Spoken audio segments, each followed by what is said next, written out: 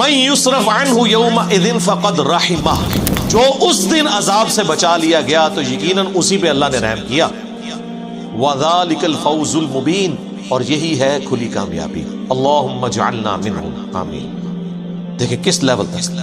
لو اگلی ایک اور خوراک لگو. وَإِن يَمْسَسْكَ اللَّهُ بِضُرٍّ فَلَا كَاشِفَ لَهُ إِلَّا هُوَ، اگر اللہ کسی کو پکڑ لے تکلیف کے اندر تو اس تکلیف کو کوئی نہیں چھڑا سکتا سوائے اس اللہ، یا سوائے عبد القادر جیلانی کے بقول بابوں کے. او جی وہ مصیبت آئی پھیر دیتے ہیں، کسی اور تے سٹ دیتے ہیں، 11ویں دیا کرو. قرآن تو کہہ رہے نہیں، جب اللہ پکڑ لے کوئی نہیں چھڑا سکتا، کوئی پیغمبر، کوئی فرشتہ، کوئی جن، کوئی بابا، سوائے اس. اور ظاہر ہے یہ تکلیف دور کرنا یہ اللہ کی کوالٹی ہے، یہ اس کے ساتھ خاص ہے. سورہ نمل کی آیت نمبر 62 ہے. میرے خیال ہے وہ ایک سمجھ لیں جسے وہ تاش کی لینگویج میں کہتے ہیں نا یکا، وہ ہے وہ آیت. ہم جب کہتے ہیں نا ایاک نعبد و ایاک نستعین، اے اللہ تیری عبادت کرتے ہیں، تجھ سے مدد مانگتے ہیں، تو یہ کہتے ہیں دیکھیں ہم بزرگوں سے بھی جو مانگتے ہیں نا وہ اللہ سے ہی لے کے دیتے ہیں. آپ امی سے روٹی جو مانگتے ہیں تو کیا یہ شرک ہے؟ اس کا ہم ان کو جواب دیتے ہیں کہ میرے بھائی یہ تو اسباب ہے، ان کا قرآن میں حکم ہے. وَتَعَاوَنُوا عَلَى الْبِرِّ وَالتَّقْوَى وَلَا تَعَاوَنُوا عَلَى الْإِثْمِ وَالْعُدْوَانِ.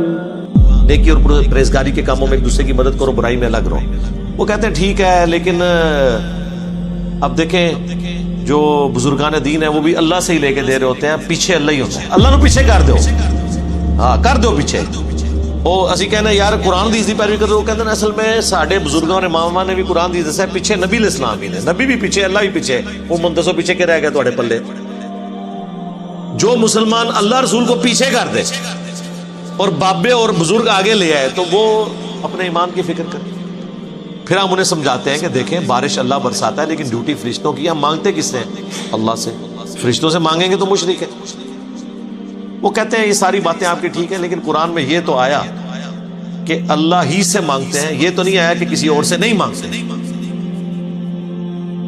دیکھو ذرا اندازہ کرو. تو ہم نے کہا یہ بھی آیا ہوا ہے سورہ نمل کی آیت نمبر 62، توحید کی فیلڈ میں یکا، جس طرح آپ وہ کہتے ہیں نا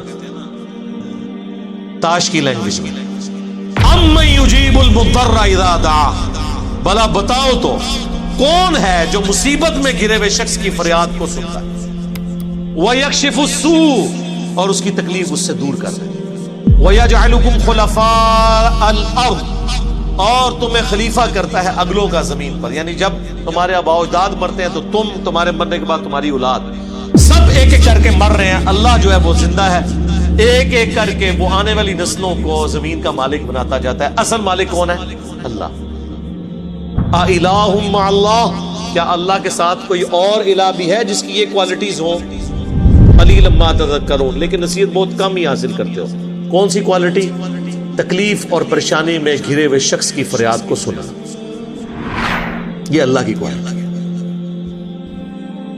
تو یہاں پہ بھی آیا کہ اگر اللہ کسی کو پکڑ لے تکلیف کے ساتھ تو اسے کوئی دور نہیں کر سکتے سوائے اس. وَإِن يَمْسَسْكَ بِخَيْرٍ، اور اگر اللہ تعالیٰ کسی کے لیے خیر کا ارادہ کر لے، فَهُوَ عَلَىٰ كُلِّ شَيْءٍ قَدِيرٌ، تو اللہ تعالیٰ ہر چیز پر قادر ہے. اچھا یہی آیت سورہ یونس میں آئے گی، وہاں پھر آگے ساتھ آتا ہے فَلَا رَادَّ لِفَضْلِهِ، تو اللہ کے فضل کو کوئی ٹال نہیں سکتا اگر وہ ارادہ کرے. یعنی اگر اللہ نے ارادہ کیا ہوا تو میرے بھائی کوئی کچھ نہیں کسی کو نقصان پہنچا سکتا. اسی کو نبی علیہ السلام نے ٹرانسلیٹ کیا ہے. صحیح بخاری اور صحیح مسلم دونوں میں حدیث ہے. حضرت معاویہ رضی اللہ تعالیٰ عنہ نے مغیرہ ابن شعبہ کو خط لکھا کہ آپ کوئی ایسا وظیفہ مجھے بتائیں جو اللہ کے نبی سے آپ نے خود سنا ہو. تو انہوں نے کہا کہ نبی صلی اللہ علیہ وآلہ وسلم ہر فرض نماز کے بعد پڑھا کرتے تھے لا الہ الا اللہ وحدہ لا شریک لہ لہ الملک ولہ الحمد وہو علی کل شیء قدیر اللہم لا مانع لما اعطیت ولا معطی لما منعت ولا ينفع ذا الجد منك الجد. کہ اللہ جسے تو عطا کرے اسے کوئی چھین نہیں سکتا، جسے تو چھین لے اسے کوئی عطا نہیں کر سکتا، اور بڑے سے بڑے شخص کو اس کا منصب اور عہدہ کوئی فائدہ نہیں پہنچا سکتا۔ تو یہ دعا ہم پڑھتے ہیں فرض نماز کے بعد۔